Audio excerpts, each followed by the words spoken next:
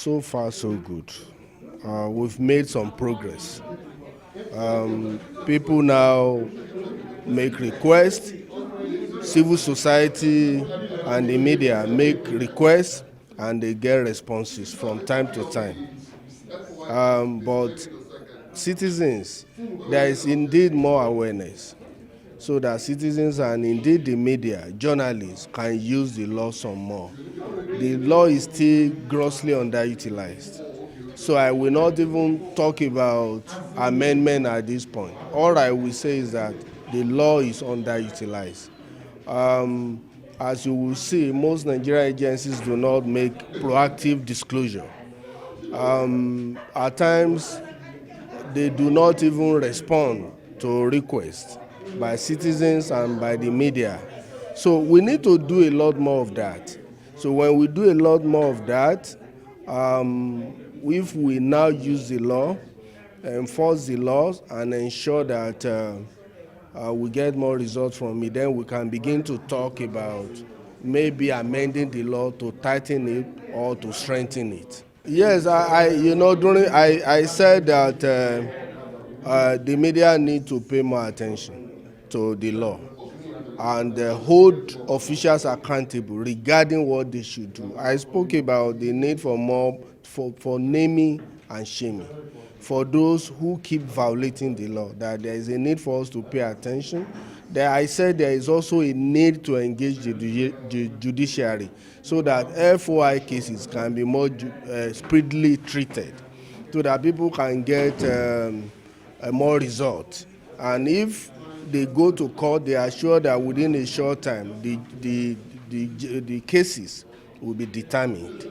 So I also said that what else did I say? I said we need to also engage the National Assembly to perhaps look at some gaps in the law and see whether we can amend the law.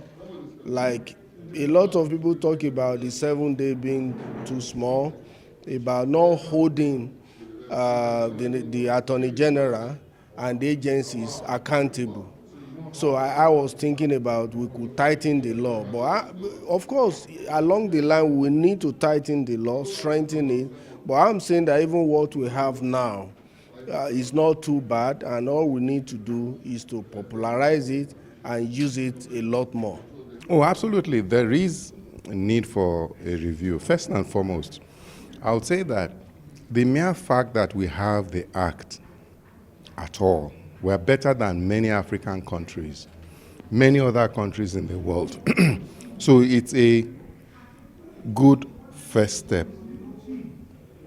And it took us a lot to get to that place where we had a law. At least now we have something to guide us. But to say in the last 10 years, the implementation has been, well, we continue to fine-tune, we continue to force implementation and all that.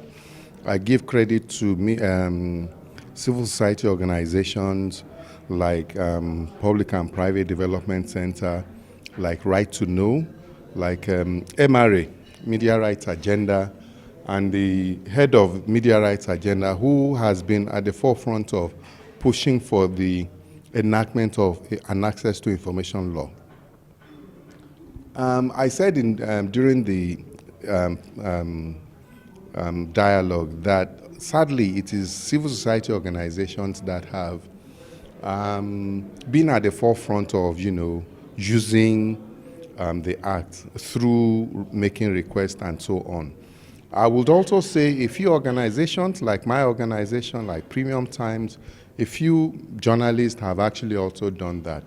By and large, I would say, well, we have done relatively well, but there are actually a number of things that impinge on the successful implementation.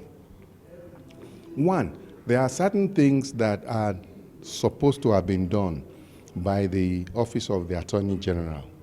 They do try a few things. For example, there's supposed to be an ombudsman, which will be an interface between the public that is making requests and the agency. There is nothing like that. The Office of the Attorney General is filling that space. The Office of the Attorney General is supposed to ensure that ministries, departments, and agencies set up FOIA desks that will be equipped with the necessary manpower and so on. That has not been done in many places. The Office of the Attorney General is supposed to send a yearly report to the National Assembly. It's not been, 100% successful implementation of that part of the law. So there are a number of things. The other thing are those aspects of the Act that we think should be reviewed. For example, number one, the penalty, 500, 1 year penalty is so small, it's not such a big disincentive. The issue of national or public interest, there is no definition of what that is. There's also no definition of who makes a determination of what public interest is. There are so many other aspects of it that we would really love a review. So we are asking, there is still a lot of advocacy about, rejigging the law.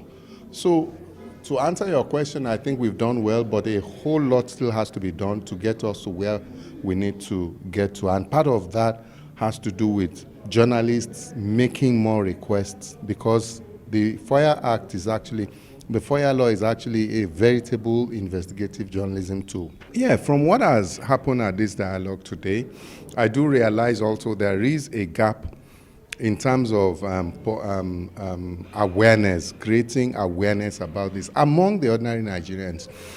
A lot of awareness is being created among civil society, among journalists. That's why we're doing this today. Also among public officials, because public officials, whether you belong to the FOIA desk or not, public officials also need to know a lot about, how they should respond to requests and so on. But what about the larger public? That is one takeaway for me, that civil society organizations, the government, the public service, the Office of the Attorney General, and media NGOs really need to do much more to sensitize the public, to educate the public about the importance of the Freedom of Information Act. It is not meant for journalists and civil society organizations alone. It is actually meant to empower the generality of the masses, so that even in the smallest community, you can find a project and say, look, I want to know the details of this project. And then you can hold, it's an accountability tool, actually, so that the ordinary man, even the guy who lives under the bridge, can wake up one day and say, look, I want to know this place that is my house, the bridge. I want to know how much it is worth and so on, and make government accountable for that.